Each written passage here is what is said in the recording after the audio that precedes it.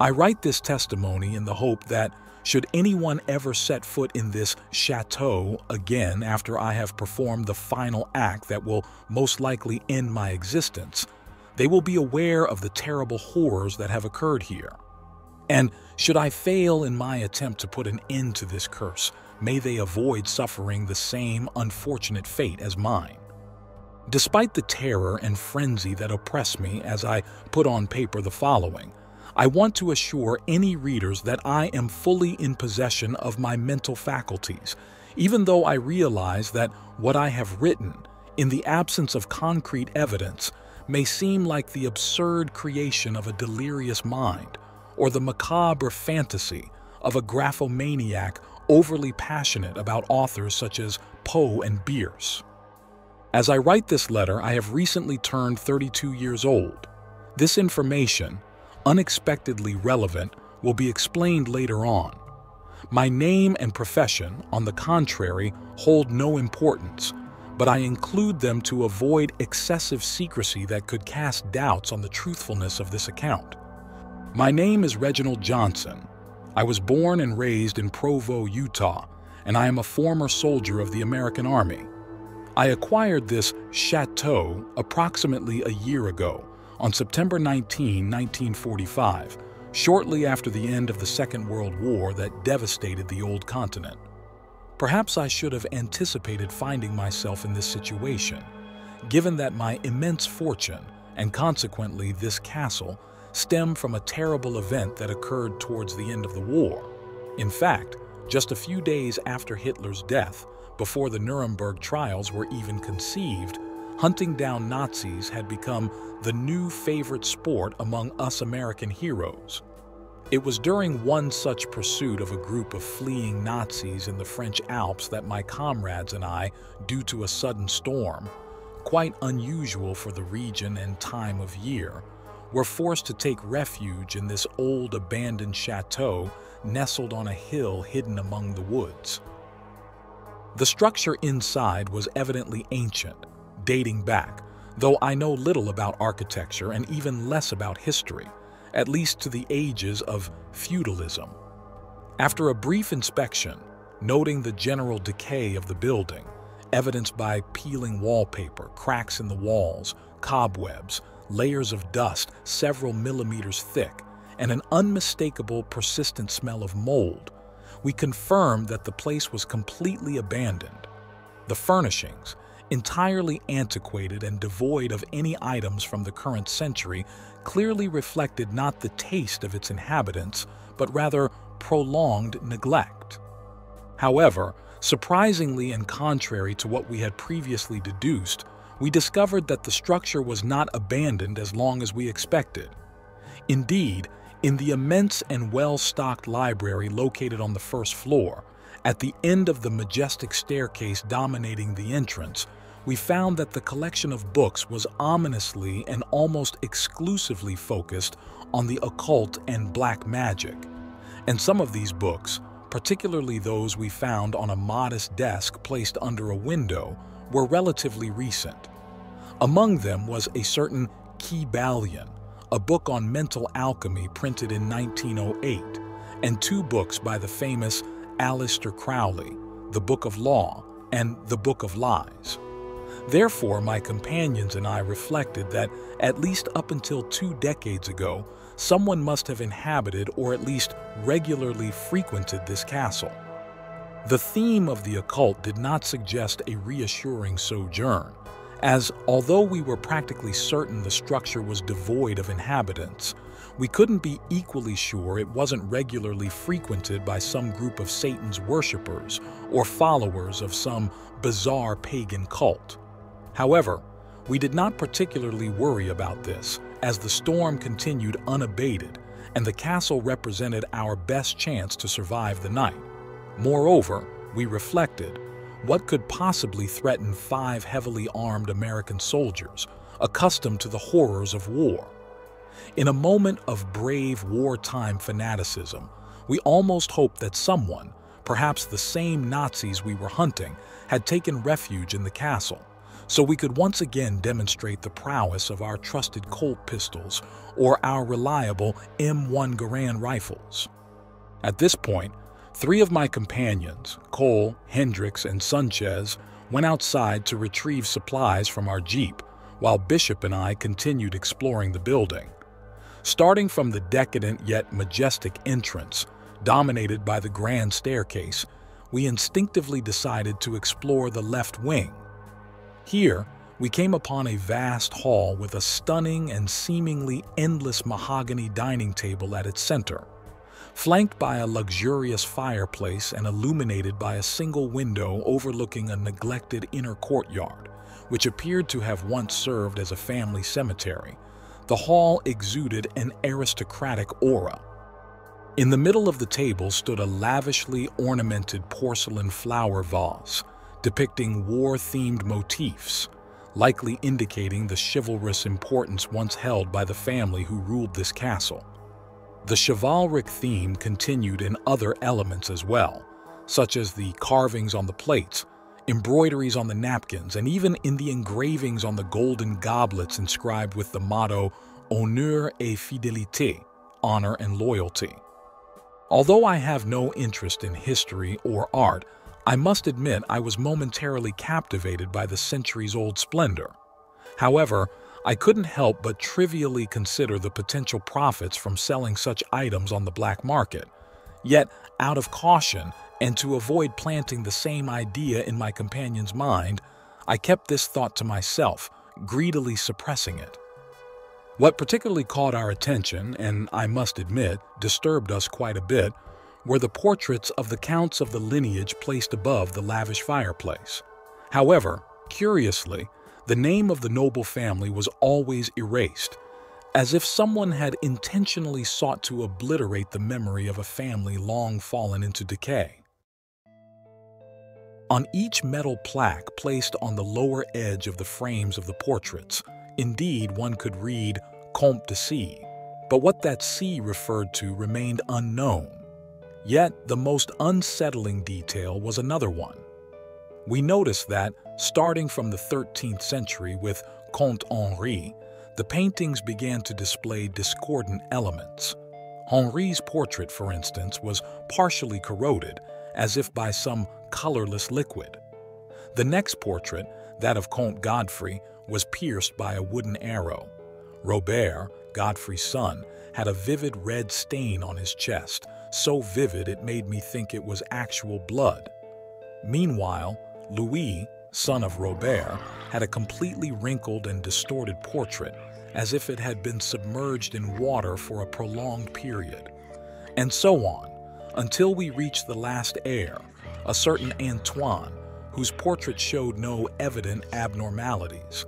However, there were 2 singular details. Unlike his predecessors, who had all curiously died at the age of 32 starting from Comte Henri, Antoine had died at the age of 96 in 1914. The other aspect I dare not describe in detail, for even the mere recollection sends shivers down my spine. But for a moment, it seemed as though the eyes of Comte Antoine were tainted with a demonic blackness and moved to observe me. This moment of terror, not shared by Bishop, who claimed to have noticed nothing unusual and attributed such a vision to sleep deprivation over the past 48 hours, was interrupted by the return of our companions. Before dinner, we decided to explore further. However, when we opened the door leading from the vast hall to the next room, we were overwhelmed by an indescribable stench of putrefaction. It was the kitchen, which was in a state so grotesque that resembled the living laboratory of an entomologist. The food, moldy for decades and now black as pitch, had attracted a vast population of worms, cockroaches, flies, and other disgusting and indescribable invertebrates. For a moment, it seemed to me that the assembly of repulsive creatures was arranged in a precise pattern, as if conveying a message. But if my deduction was correct, it remained completely incomprehensible to me. This cryptic vision triggered in me, beyond disgust, an unexpected state of anxiety, something I had not felt since the early days after landing in Normandy, when I was still a cadet, unaware of the grim horrors of war. However, despite our initial instinct to immediately close the door we had just opened and retreat, the stench and revulsion inexplicably faded after a few moments. We were instead drawn, almost hypnotically, by the golden glow emanating from a small ajar door leading off the kitchen. Following the source of light and pushing open the ajar door, we found ourselves in a large pantry room. Despite its proximity to the kitchen, there was no trace of insects or mold. Instead, it seemed permeated by a completely different atmosphere. Gentle and reassuring, it was a sort of pristine, dreamlike oasis located in another dimension. Moments later, we spotted the origin of the brightness, and behold, it was enormous wooden chests containing treasures of every kind: gold bars, nuggets, diamonds, emerald necklaces, rubies, various precious gemstones, coins, chalices, and idols. Captivated by such an indescribable sight that left us utterly speechless, we eagerly rummaged through the treasures like gay children. However, the sense of wonder, at least from my perspective, didn't stop solely at marveling over the riches and fantasizing about a bright and prosperous future. What caught my attention were two sinister details. The first detail that caught my attention was the presence of some idols made from a material I couldn't accurately describe, and which no geologist or chemist could classify as well. Similar to gold but distinctly different, it had a brilliance at least 10 times greater and an incredible vividness to the touch. These statuettes all depicted the same subject: a monstrous deity resembling a toad with bat-like ears and a body that couldn't be precisely attributed to any vertebrate class, showing characteristics both amphibian and mammalian. The bases of these statuettes, sometimes square, sometimes circular, always bore incomprehensible hieroglyphs. Despite my complete ignorance, I can assert that these were not Egyptian and likely not of earthly origin. The second detail was the presence, at the bottom of one of the chests, of a sort of completely charred black cloak, emitting a strange chemical odor. I couldn't resist the temptation to examine it, but as soon as I touched it, I felt a sharp pain in the palm of my hand, which began to bleed. Unfolding the cloak, I noticed that wrapped and hidden within it was a dagger made of the same material as the statuettes. My blood, dripping onto it, caused the hieroglyphs on its hilt to glow, identical to those on the idols depicting the toad-like deity.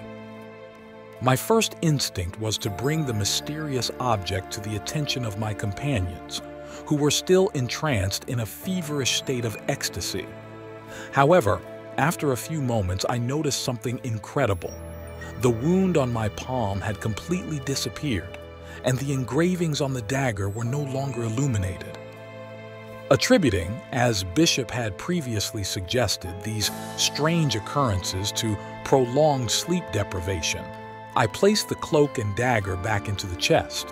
Then I was taken by surprise by Sanchez, who handed me a little glass bottle of rum from Captain William Jones's distillery in New Caledonia, as my companions had found, in a dark corner of the pantry room, a large supply of alcohol. So, in a drunken frenzy, we celebrated the treasure we had just found, and we fell asleep. What happened next I would better not describe, as it risks completely compromising the credibility of my words to those who are entirely unaware of the reality hidden behind the veil of the tangible world. I remember having a strange dream, in which I was transported to the main hall of the temple in a vast underground cavern. Despite being clearly at a great depth and there being no artificial lights present, everything around me was clearly visible, bathed in a bluish natural luminescence, likely emitted by some colony of invertebrate organisms that dwelled in such depths. Although I was aware it was just a dream, the vividness of the details made me think otherwise. I noticed I was among a group of hooded men dressed entirely in black, and I myself was similarly dressed. Then I noticed we were walking towards a large staircase at the end of the immense temple hall, made entirely of a very dark, rocky material that I couldn't describe with certainty, but which gave me the same feeling of otherworldliness as the metal of the statuettes and the dagger with which I had pierced my palm. At the top of the staircase was a large altar which bore the same hieroglyphs I had seen at the base of the idols, depicting a demonic being with sharp teeth and an extraordinarily long tongue, resembling that of a frog or a chameleon, inscribed within a sort of astral seal. But what literally astounded me, which I had not noticed at first due to its immense size seeming a natural extension of the surrounding environment, was that beyond the altar, in a state of ominous quiescence, there was the Toad God. The entity, as mentioned, was of gigantic proportions. Unexpectedly, its skin was not slimy like that of an amphibian, but rather scaly like the surrounding rock, and at times bristly like that of a gorilla or a bat. Sinisterly, it was identical to the depiction on the statuettes and appeared completely unconscious of our presence, posing no immediate threat. Although I was certain that if awakened, it could unleash nothing less than pandemonium, I chose to quietly follow the hooded men and refrain from actions that could threaten my life. Even though it was a dream, I had the curious sensation that the actions taken there would somehow reflect in reality. At this point, my fascinated yet terrified scrutiny was interrupted by one of the hooded men who detached himself from the group and approached the altar at the top of the staircase. When he turned towards us, revealing his face, I couldn't help but startle for a moment. Though undoubtedly human once, his face was evidently no longer so. The skin on his face was completely charred, as if he had suffered a severe burn long ago.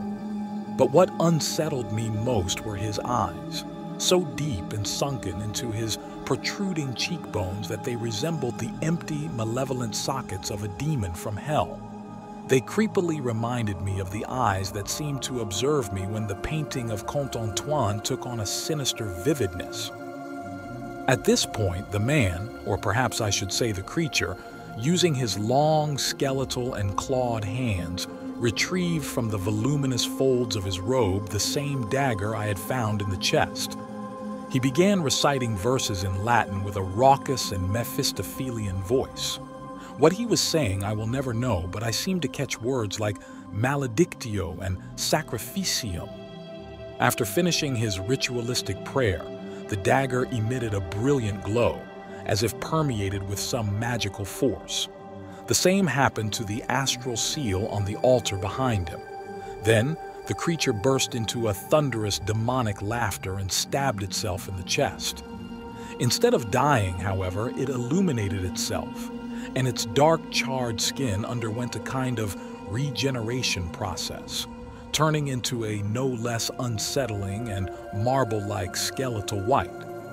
In the meantime, I noticed that the other hooded men formed a circle around me, as if to prevent me from taking any action that might disrupt the sinister ritual, should I manage to overcome the paralysis induced by sheer terror.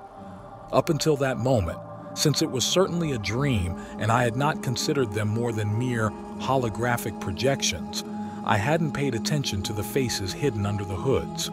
However, what I saw, especially given what happened next, sent shivers down my spine, as I discovered they were none other than my comrades. Fear, however, soon gave way to compassion, for their gazes were not hostile but desperate, and as they opened wide their mouths in a silent plea for help, their bodies were enveloped in a slimy and enormous pinkish appendage. It was the tongue of the hideous toad god, which with a sudden snap retreated back into the endless void of the huge, sharp-toothed mouth, carrying my helpless companions with it. Desperate for the inauspicious fate of my war brothers, and fearing that I was the next to suffer the infamous treatment, I tried to turn back toward the altar to observe the creature wielding the dagger, but at this point I suddenly awoke, and after a brief moment of relief, An even greater horror came upon me.